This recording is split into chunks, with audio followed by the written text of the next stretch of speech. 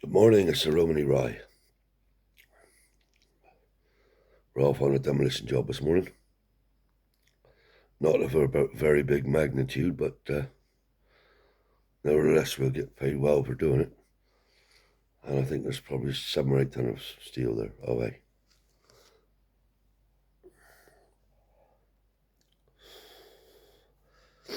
So we went there on Monday. Couldn't do it, there's too many people on site. So hopefully we can do it today. So last night there I made a video, but I took it away. I wanted to mention a few people that helped me on the way, or helped us on the way. Because make no mistake about it, me and Jeb was on our own. So as time went on, we got a few quid together, and once we moved from the garden scrapyard up to our new scrapyard, we had to have different machines. We couldn't afford a lot, I can tell you that much. Mostly old clapped out JCBs. Don't get me wrong, they done the job. There was an old JCB that I had on that job at our Grand Tokyo, down the old bone factory. And I didn't have enough money to buy a grab, so I bought a grab that was fucked. And obviously I had welding skills, so I made the grab work. Put all new bushes in it. Not proper bushes, but like thick wall pipe. Cut them out, weld them in. New pins in the rams. Yeah, we made it work. Anyway, there was one particular old man. He lived in Redruth in town. He was called Steve Stevens. Now, he was very, very severely handicapped in the way he could walk. And Steve used to walk with crutches, more or less. On bad days, he used to drag his legs along. But what a wonderful mechanic. My God almighty. He used to stand on a drum or on a platform, get himself in a position where he could undo bolts. But the good thing about that man, he had a family, the boys. And I'm saying 7 or 8 year old, they could fucking change the engine themselves. But they done whatever they could for that man. He said, right boys, we're going to change this engine. They fly up on the top of the machine, undo all the bonnet, and take the radiator out, undo the hydraulic pump. And he'd be there working with him. I've known that man work right into the early hours of the morning to get the machine ready for me to go to work. Now they old JCBs, they had Perkins 6354s in them. Every one I had the same engine. And funny enough, the Massey Ferguson 450S, that had a Perkins 6354, so it was a popular engine. But those engines were industrial engines. And what we used to do, we used to buy a dust cart lorry. Well, we had them there in the yard. And cut the engines out. And Steve would change the pump because the engine was identical. All he would have to do is change the pump to turn them into industrial units. Because the pumps were different for working purposes. Yeah, he would take the pump off in situ, take it over to the other one, put it straight on, then that unit would be ready to go in. But a wonderful man. They boys, oh my God, they shit up.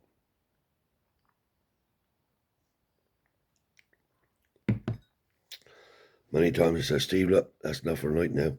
Oh no, he said, we do the best we can.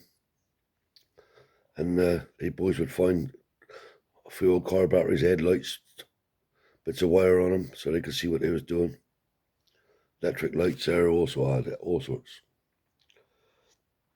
Clifford, the boy there called Clifford, he did work for me for a while. Lovely boy. And Steve Stevens, a very, very, very well-respected man as far as I'm concerned. We're going Steve-O. Yeah. Fucking man and a half. I never asked if he was born like that or he got injured. I never asked, but my God, man could do anything. And he's one man that if I ever broke down, he'd be right there. Never once let you down. If he said he was coming, he'd be there. Another man I had working for me, obviously Donald was there with me all the way, but I can't say enough about Donald Tanguy. He was like a father to me. But another man I had working there, Dickie Crocker. Now Dick was a profile cutter. You give Dick 20 ton of profiles, boy, he wouldn't stop until he went through them. Yeah, man could cut for fun. He not only cut him, he stack him back behind him. I said, Dick, just cut him, and leave him there, and then go up with the magnet and pick him up. In the end, he agreed that's what he should do. But I saved up 1,000 tons of profiles. Jesse Frayne that day. Gormans. And there was Dick Crocker. Then there was old Jimmy. Jimmy come on as a furnace man. And you had to know your job with that furnace, I'm telling you. The first furnaces I had, God bless him, your dear old friend Willie Webster built. He come in one day, and Willie was always in and out. He was good friends with my father, and they was good to me, Willie and Mary. He said, we got talking about furnaces. This is how it all come about. He said, get out of it. He said, I'll make you a bloody furnace. I said, you will? Yeah, he said. All you want, big oil tank, fire bricks, and a central heating burner.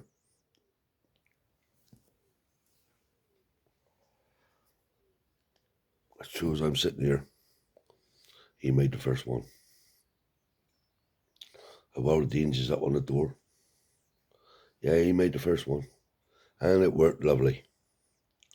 But by the time old Jimmy Crawford come on, I'd had a furnace off of Malcolm Drew, a big one, McIntyre.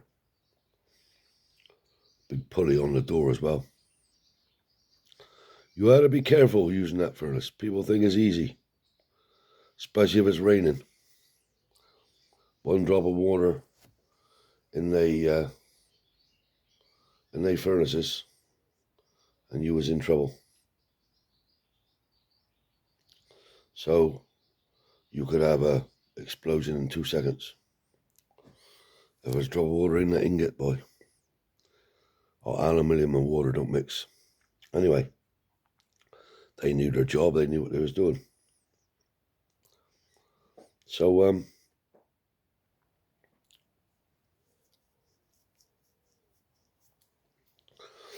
same with the type of material. You can't melt manganese aluminium. That's just like a bomb going off. It just explodes. That's it. Burns up.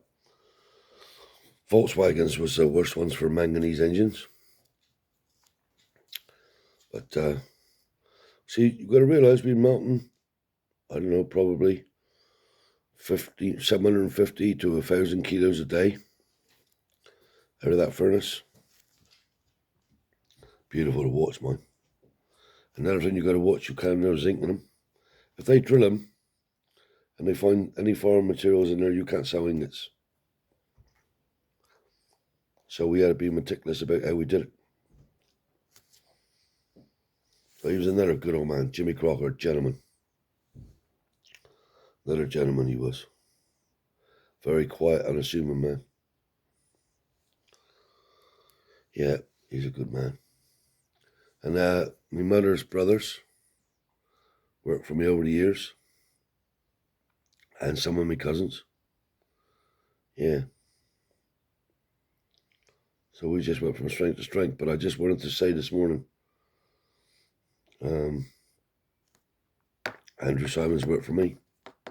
Kelly Willoughby, Brian Willoughby, Freddie Richards, my cousin Fred, Joseph Matthews, he drove for me for a while. Yeah, all my cousins worked for me on and off. Not all of them, a lot of them. And then my cousin Morris. And me and he was like brothers. And he come to me one day, he said, "What do you think, Bush?" I said, "I don't know. What's up?"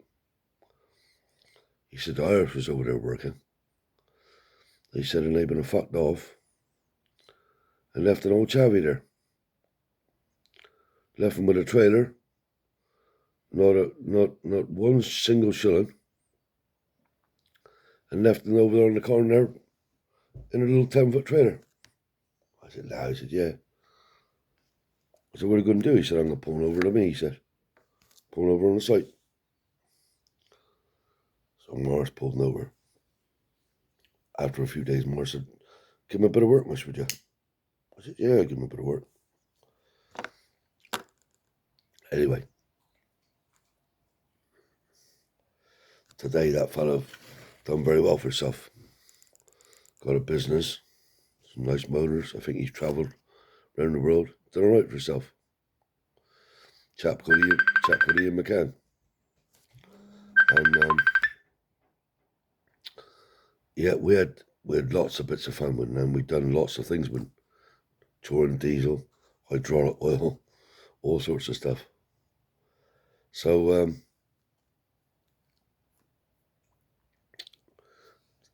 two things he done. We mixed up some Radwell, because I had a Bedford that had a leaky radiator. And Radwell is white, but there's iron filings in it. The sediment goes to the bottom and you've got a white liquid. He drunk, well, he didn't drink it. He had a mouthful of that, he thought it was milk. It was inside the lorry. And the battery challenge. Now, around the yard, because back then, you see, fires would happen, but you weren't too worried. You put them out, but it wouldn't like it is today. So we had 45-gallon drums of water. Different places in the yard. So me and Morris was unloading these batteries and taking like 3 or 4 batteries at a time, which was enough. He said, Ian McCann said, "I bet I can carry 10 of these batteries, you know." Yeah, and I said, "Don't try it." "Yes, that's nothing to me." I said, "You get acid all over you, that's nothing." I said, "Put a shirt on." "No, but I can carry it easy." 10 batteries he had up. Harnessed out, dead out straight like that, right down to nearly his knees. And then these batteries piled up above his head. He didn't go no more than about, I don't know, 4 or 5 steps. And the battery's been up tipped. Some fell off, 1 or 2 of them tipped in against him. And all down the front was battery acid. He was screaming blue murders. Mars said to him, "Jump in the tank with that water." He would have jumped in the water tank, and the sharp edges of the fucking 45-gallon drum would have cut round his belly. And he's in the water tank now, crouched down like that. And wind splashing water on him. Oh, he's screaming blue murders. I thought we was going to have to take him to the hospital. We should have done, really. But I hope they see this video. They tell you all about that one. Oh my God. That's Ian McCann. Yeah, good old boy. Yeah, he's done all right for himself. So,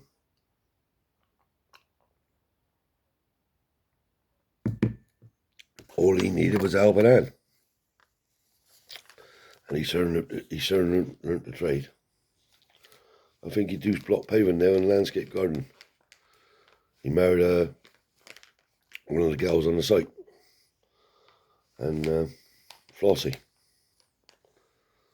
Willie's gal. There's another chap. Willie Richards. And poor old Willie couldn't say the right words, see? So me and Morris was out down behind the edge. And he had the bonnet of this motor up. But he was able, Gary, I'll tell you. Anyway, me and Morris we happened to be walking along and we heard him inside the engine like that, talking to himself, see? He was saying, I can't get no fucking cognition to himself, see? So me and Morris walked on a little bit further, hid down behind the edge and chucked a stone. Not big stones, pebbles, like little tiny pebbles, hit his motor, see? He up his head like that on the bonnet, see, on the fucking bonnet of the car. Bastard, he said. Come out looking around the car. Couldn't see nothing. So he'd go back in again. I can't get no fucking condition here. He was going to cat to himself, see, in there messing about with the wires. We chucked another pebble. Anyway, he didn't realise it was us. And he realised it was somebody playing tricks on him. So he turned around again. He said, if I catch you who's ever chucking that fucking stone at my motor, I'll fucking break him in half, he said. Me and Morris walked up the train and then come back down through. Seen him now. Right, Bill? Right, boys? What's the matter, Bill? I haven't got no fucking ignition. I said, shall we have a look? Yes, my boy, have a look under there. What had happened? The reason why he didn't have no ignition, there was a loose wire on his coil. So one side there was a wire and the other side there was none. I said, have you been in there messing about the wires, Bill? No, he said, it just won't start this morning. I said, all right. I said, you go back in the motor a minute. I held the wire up like that to Morris. I said, turn it over. I let the wire go because I have a fucking belt. Now, nothing. I got no connection, see. I said, all right. Oh, I said, I got it, Will. Put the wire back on the coil, turn the key and away he went. So I said, hang on, switch off. Switched off, I had a pair of pliers and closed the clip up so that he was on the coil tight. Thank you, my boy, he said. Thank you, my boys. Oh, Willie, he said, I can get out now. But that was a laugh that day. If he could have caught us stricken at these stones, he'd have fucking killed the two of us. But that's who Ian married. Flossie. Yeah, Willie's gal. I've had some fun out on that car now. With they boys. All they boys. Good boys to me anyway. So for now, we're off on the demolition job, and I'll catch you all later. Bye-bye from the Romany Rye.